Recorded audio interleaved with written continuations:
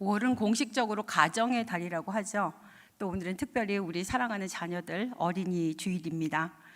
우리에게 귀한 선물로 주신 우리 자녀들을 생각하면서 함께 말씀을 나누고자 합니다. 부모는 자녀에 대한 의무가 참 많은 것 같습니다. 많은 의무 중에 그 중에서 가장 중요한 의무는 뭐니 해도 자녀를 바른 생명의 길로 인도하는 것이 아닐까라고 생각해 봅니다. 어느 부모가 자기 자녀가 망하는 길로 가는 것을 원하겠습니까? 그런데 현실적으로 보게 되면 자녀들을 생명의 길이 아닌 멸망의 길로 인도하는 부모들도 있다는 것입니다. 하나님을 경외하는 것보다 세속적인 유익을 구하는 것을 가르치고 지혜와 정직과 정노를 추구하는 것을 가리키기보다는 수단과 방법을 가리지 않고 다른 사람을 이기고 이를 성취하도록 가르치는 부모들이 있는 것 같습니다.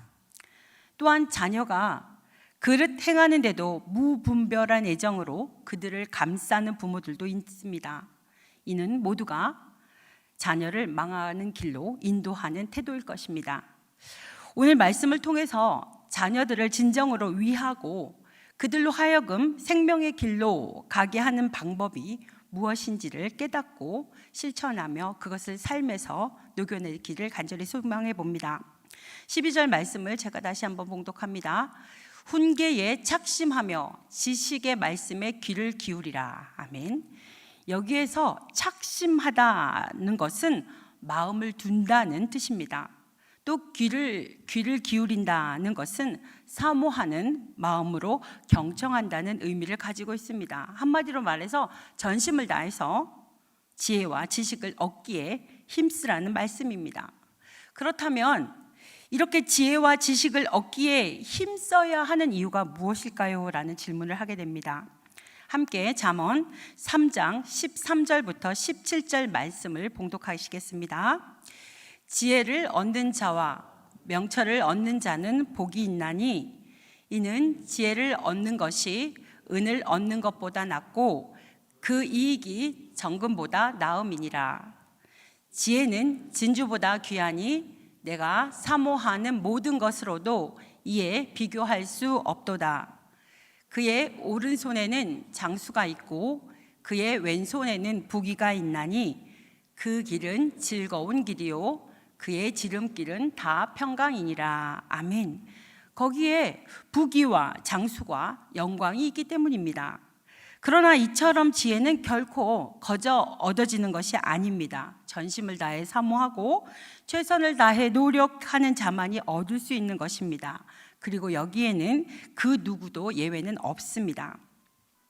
솔로몬의 경우를 생각해 보면 분명히 알 수 있는데요. 사실 솔로몬의 지혜라고 하면 그가 별로 힘들이지 않고 얻었다고 생각하곤 합니다. 그가 그토록 놀라운 지혜를 얻게 된 것을 큰 행운이라고 생각하는 것입니다. 하지만 이것은 성경을 피상적으로 아는 데서 오는 오해입니다. 왜냐하면 적어도 성경은 열왕기상 3장 4절에 보게 되면 그가 지혜를 받기 전에 먼저 1,000번제를 드렸다고 기록하고 있기 때문입니다. 레위기의 제사법에 의하면 한 번의 번제를 드릴 때에 이루 말할 수 없는 정성이 필요하다고 기록되고 있습니다. 카톨릭에서 제2경전으로 취급되는 지혜서 7장을 보게 되면 솔로몬은 자신도 역시 어느 사람과 다름없이 흙으로 지어진 인간임을 밝힌 뒤 다음과 같이 말하고 있습니다. 나는 기도를 올려서 지혜를 받았고 하느님께 간청하여 지혜의 정신을 얻었다. 나는 지혜를 훌과 왕자보다 더 낮게 여겼고 지혜와 비교하면 재산은 아무것도 아니라고 생각하였다. 온 세상의 금도 지혜에 비하면 한 줌의 모래에 불과하였고 은도 지혜에 비하면 진흙이나 마찬가지였다. 나는 건강이나 아름다움보다 지혜를 더 사랑하였으며 햇빛보다 지혜를 더 사랑하였으니 지혜의 빛은 결코 없어지지 않기 때문이다.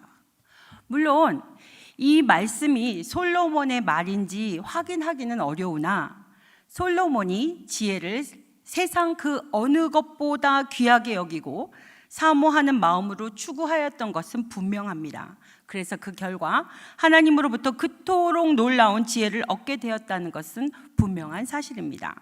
사랑하는 믿음의 성도 여러분, 우리가 진정 솔로몬과 같은 지혜와 지식을 얻기 원한다면 먼저 세상 그 무엇보다 지혜와 진리를 사모하는 마음을 가져야 하겠습니다. 그리고 전심을 다해서 하나님을 경외하고 지혜를 얻기 위해 최선을 다함으로써 하늘로서 오는 신령한 지혜를 얻어 땅에서도 형통하고 하나님께도 큰 영광을 돌려드릴 수 있어야 하겠습니다.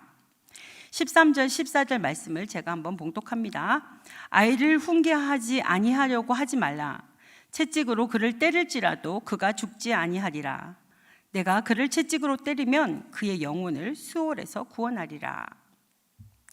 자녀에 대한 훈계를 아끼지 말며 또 훈계할 때마다 오히려 채찍으로 함으로써 그 영혼을 구원하라는 말씀입니다. 이는 물론 체벌이 교육의 가장 효과적인 도구라던가 체벌 자체를 강조하는 말씀은 절대로 아닙니다. 자녀 교육에 있어서 그들을 노엽게 하지 말고 주의 교양과 훈계로 양육하도록 가르쳤던 성경이 이처럼 채찍을 사용해서라도 훈계하고 깨우쳐야 할 것에 대한 이유를 말한 것은 하나님께서 지향하시는 교육의 목적과 깊은 관계가 있기 때문입니다. 그렇다면 성경이 우리에게 주는 말씀의 목적은 무엇일까요? 조금 질문을 좁혀서 잠언이 가르치는 말씀의 목적은 무엇일까요? 어떻게 사는 것이 가장 효율적이며 가장 안정적이며 성공하는 것이며 훌륭한 재테크의 방법과 같은 일상의 지혜를 가르치는 것과 관련이 있을까요? 아닙니다. 성경은 궁극적으로 어떻게 사는 것이 참된 구원을 이루며 인생의 진정한 성공을 이루는 길인가와 관련된 말씀입니다. 즉 하나님의 저주와 재앙의 심판을 피하고 영원한 생명을 얻으며 하나님 나라에 들어갈 수 있는가에 대한 관련된 것인 것입니다. 즉 성경은 알아도 되고 몰라도 되는 지식이 아닌 반드시 알아야 하며 그렇지 않다면 그것은 죽음과 직결될 수밖에 없는 너무나도 중요한 문제인 것입니다. 그렇기에 자녀를 죽지 않을 만큼 때려서라도 채찍을 사용해서라도 반드시 깨닫게 하고 알게 해야 한다는 말씀인 것입니다. 그래서 모세는 신명기 6장 7절부터 9절에 이렇게 말씀합니다. 우리 함께 봉독하겠습니다. 내 자녀에게 부지런히 가르치며 집에 앉았을 때든지 길을 가들 때든지 누워 있을 때든지 일어날 때든지 이 말씀을 강론할 것이며 너는 또 그것을 내 손목에 매어 기호를 삼아 내 미간에 붙여 표로 삼고 또 내 집 문설주와 바깥문에 기록할지니라. 아멘. 하나님의 말씀은 들어도 되고 안 들어도 되는 선택의 대상이 아닙니다. 예배는 드려도 되고 드리지 않아도 상관없는 택일의 문제가 아닙니다. 그것은 반드시 들어야 하고 순종해야만 하며 알아야만 하는 우리의 생명과 미래를 좌우하는 절대적 진리이며 인간의 궁극적 가치이자 원리입니다. 그렇게 우리는 반드시 이러한 하나님의 뜻을 깨달아 우리 자녀를 하나님의 말씀으로 가르쳐야 합니다. 우리 소중한 자녀들이 생명과 영혼을 위하여 양육하고 훈육하기를 힘쓰는 저와 여러분이 되시기를 간절히 소망합니다. 15절과 16절 말씀을 다시 한번 봉독합니다.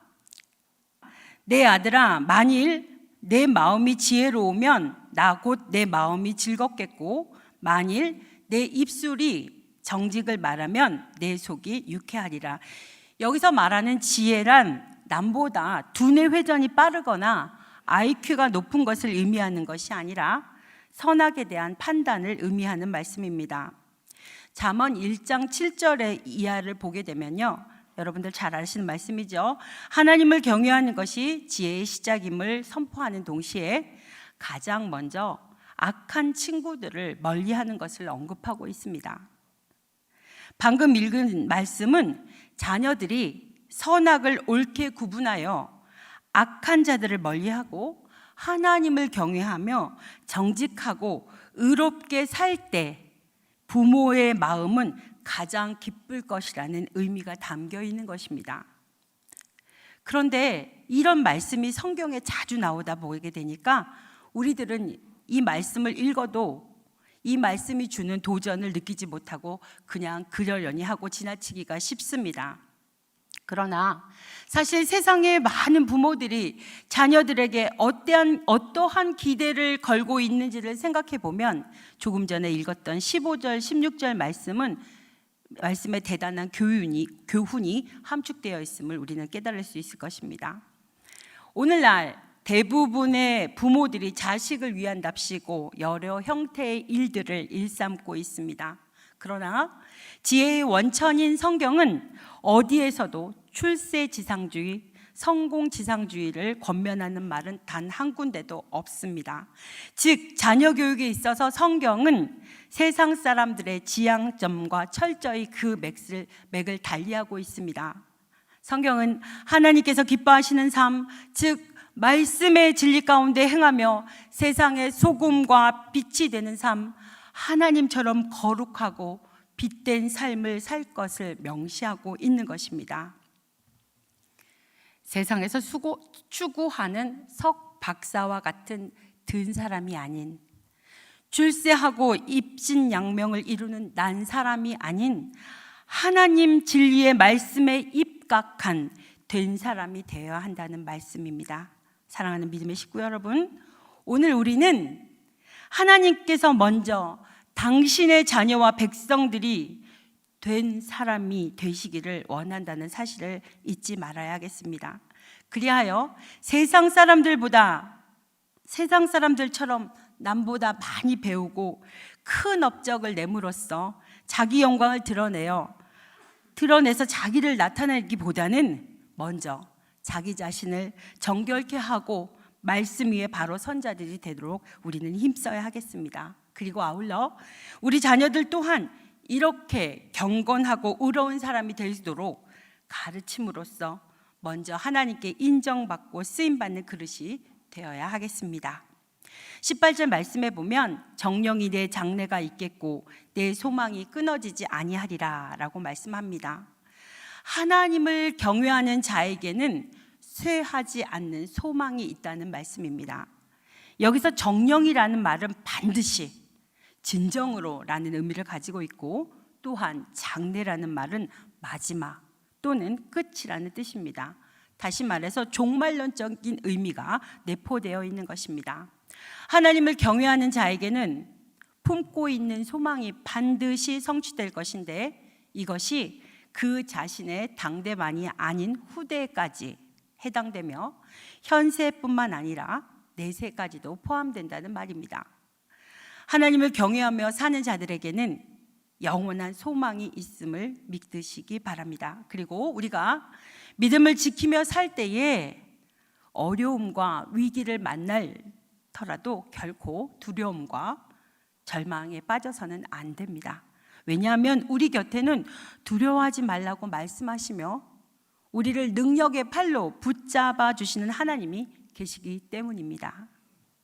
또한 잠시 눈물과 고통의 순간을 만나게 되더라도 이 때문에 소망이 흔들려서는 아니 됩니다. 이는 곧 때가 되면 우리의 눈에서 눈물을 씻기시며 모든 상처를 치료하여 온전케 해주시는 분이 오실 것이라는 믿음이 있기 때문입니다. 그리고 잠시 그리스도와 복음으로 인해 낮고 어려운 자리가 오게 될지라도 실망하거나 좌절해서는 절대로 안 됩니다. 이는 장차 만왕의 왕 되시는 그리스도와 함께 영원히 보좌에 앉아 왕노를 할 것이기 때문입니다. 이렇게 하나님을 경외하며 언제 어디서나 하나님 중심주의, 하나님 제일주의로 살아감으로써 영원한 축복과 함께 진정한 승리자의 기쁨과 영광을 누리도록 해야겠습니다. 사랑하는 믿음의 식구 여러분, 지금 사는 이 시대는 무분별한 정보와 지식으로 넘쳐나고 있습니다. 그런데 중요한 것은 이들 대부분은 알아도 되고 몰라도 무방한 정보와 지식이라는 사실입니다. 그럼에도 불구하고 사람들은 이러한 정보와 지식을 얻고자 혈안이 되어 있으며 이것을 습득하고 익히고자 인생을 거는 일도 다반사인 것 같습니다. 그러나 정작 반드시 알아야 할 지식, 생명이나 영혼과 직결되는 지식에 대해서는 무관심하게 일관하는 것이 일반적인 모습입니다. 오늘 말씀은 무엇보다도 우리의 생명과 직결되는 신령한 지혜와 지식을 익히고 깨닫는데 최선을 다할 뿐만 아니라 자손들에게 그것을 가르치는 일에 있어서 결코 소홀히 해서는 안 될 것임을 분명히 하나님께서는 말씀하고 계십니다. 또한 이것이 그들의 영혼을 보존하는 길이며 지혜로운 삶을 살게 하는 방법임을 말씀해주고 있으십니다. 무엇보다도 반드시 알아야 할 신령한 지혜와 지식을 깨닫고 그것을 삶에 적용하는 일에 최선을 다하는 저와 여러분들이 되시기를 간절히 소망합니다. 그리고 그것을 자자대대 최고의 가치로 물려주고 자손들에게 최고의 가치를 물려주고 그들의 영혼을 보존하시는 은혜가 있기를 간절히 소망합니다. 함께 찬양하시겠는데요. 하나님은 나의 목자시니 선한 목자 되신 주여를 함께 부르시겠습니다.